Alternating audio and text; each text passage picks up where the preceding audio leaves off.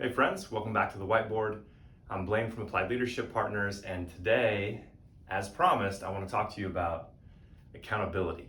So in the last episode, if you haven't seen that, I suggest you go back and maybe do it first. We talked a lot about empowerment, and right from the top, we talked about how empowerment and accountability were inextricably linked. They're really just two sides of the same coin. So we don't really want to talk about one without also talking about the other. So we're back today to get that other side of the coin and talk about accountability.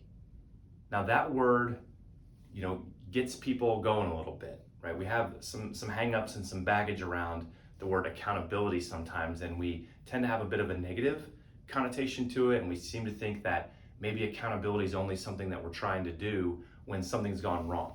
And we're here to tell you that's not really the case, and that accountability at its core is just really applied responsibility. And I think all of us, are happy to be responsible for the things that we've been assigned, for the people that are under our care. And we don't really have much of a problem, for the most part, asking others to be responsible for their roles, their tasks, the people that they've been assigned to manage or to lead. It's just a part of how we get things done. Nothing can scale up. Nothing really great can get done if we don't have people that are empowered and accountable to the things that they're supposed to be doing and the people that they're supposed to be leading. Nothing wrong with that whatsoever. So let's review one little piece from last time, and then let's dig into the real components of accountability and how maybe we can do it well. So we want to remember here that while we can delegate the authority, we can empower people, we can delegate decision making and all that stuff to the people that work within our organization or work for us, we cannot dilute our responsibility. So even if we want someone else to be responsible for their share of the task and the things that they've been assigned, that's fine.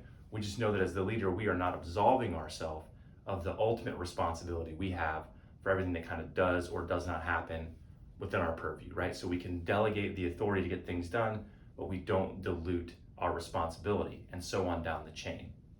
So how do we make accountability something that's not kind of a dirty word or something that makes people nervous, and we actually can use it in a functional, effective way?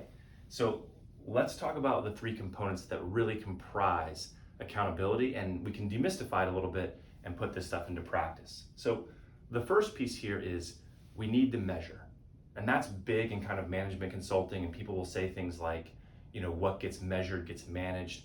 And look, there is some truth to that, right? We do need for people to know what it is they've been asked to do. They need to have some idea of how score is going to be kept, how their performance is going to be measured. When is this thing due by? What kind of profit margins are we looking for? People need to know. They need to have an awareness of what's going to be measured here, and we need to know what we're going to be measuring so that we can all be on the same page. We can share some, common stats or whatever we need to, so that when we talk about this stuff, nothing's a surprise. And so we do want to measure what's going on out there to the extent that we can. But the second bullet, which we call evaluate, is maybe more important. And so there's a big difference between measuring things and evaluating things, because whether it's salespeople that are out there in the field, generating revenue, or operations people that are maybe in a facility churning out products, the numbers do tell us a certain amount of the story. They are important, but we actually need to look at those numbers and do a bit of evaluation and maybe some analysis to think about what are they actually telling us. Because just the cold measurement, just the numbers alone aren't good enough. We need to know, are there external factors that are influencing this? Did we try to do something and we have all the right numbers? Like we did all the things we were going to try to do and they just weren't working. I mean, we've seen this a lot over the last couple of years. In 2020, a lot of businesses just felt tremendous headwinds. And so, they may have been measuring the right things. They might have been kind of doing the right moves, and it still may not have yielded the results they were looking for. So we don't necessarily want to penalize somebody unless we do that kind of evaluation. And similarly, sometimes we have tremendous tailwinds out there in certain industries right now, building supplies, for example, healthcare. Some of those folks are just crushing it, and maybe we need to dig into that a little bit. Maybe they're not doing all the right things, or they're not optimizing their performance, even if the numbers show that things are going really well, right? So we want to measure and we want to evaluate. And this last piece is the most important. We call it recognize or refine. We have to do this as an important part of accountability. We do need to first recognize our folks that are doing the right things. Accountability can't only be in the negative frame. We can't say we're only going to hold people accountable when they mess up. Like if someone over any period of time is doing the right things, if we're kind of catching them doing the right thing, we want to do that. We want to recognize them and let them know, hey, you're doing a great job. We've looked at this and you need to stay the course. Like you're crushing it. You're doing all the right things. That's important for two reasons. For one, people just appreciate the pat on the back and the motivation and that knowledge that, hey, I'm doing well, so now I want to stay with it and keep after it. If they don't know, they may not be very motivated. They may wonder, hey, am I doing all the right things, or is anyone even noticing if I am? But the other thing is, sometimes folks aren't even completely aware if what they're doing is working. If we're not sharing that with them, it's very hard to know, especially when people are new in a role. They might be trying the right stuff and they're doing their best, but they're not sure if their supervisor is happy with their performance. They're not sure if the things they're making here during this kind of part of the sausage making process is yielding good results down the line if we're not sharing that with them, if we're not recognizing them. That's a big part of accountability. Hey, if it's full steam ahead and you want to keep doing what you're doing, let people know. But this other piece we call refine, which is all about letting people know, hey, something's a little off here. Maybe you're not doing the wrong things, but we still need to adjust. Maybe you are missing the mark in terms of performance on some areas, and we want to point you back in a better direction. But if things are not quite right based on what we're kind of measuring and evaluating, we need to let people know that so we can make some refinements. And we love the word refine because that implies they might be a small correction, right? Ideally, this is happening earlier rather than later. So we don't want to be at our 6-month performance review or our annual kind of evaluation to say, you've been doing this wrong all year, and now we've got to make some big course correction and go 180 degrees in the other way.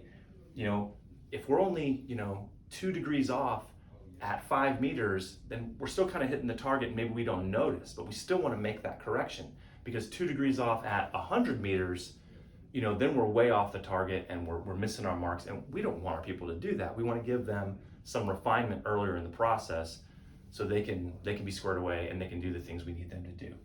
And the last piece here that we want to leave you with on accountability is that it has to be routinely practiced.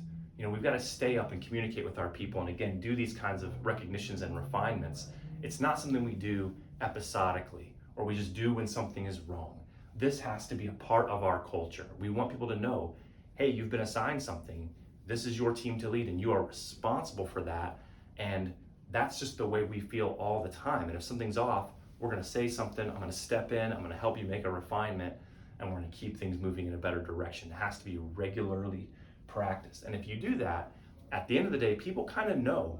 They'll be able to sense it very quickly when something is off, and they themselves can make the adjustment. They can make the refinement, probably without their manager, their leader, their boss having to even step in and bring it, to their awareness. And so at that point, you've got people that are operating based on your organization's values, because they sort of know consistently what the right thing to do is and how to make a hard decision if they're stuck between two things, versus just going back to the rules and saying like, I'm just going to go by the checklist and try to absolve myself of responsibility. We don't want that. We want folks taking ownership. We want them taking responsibility. And when we practice this routinely, they'll have a good sense of what the right thing to do is. And more times than not, they'll do that thing. All right. Hope this is helpful. Again, empowerment and accountability, two sides of the same coin, both extremely important for high-performing organizations. We love talking about this stuff. We hope that you find it helpful, and we'll talk to you next time.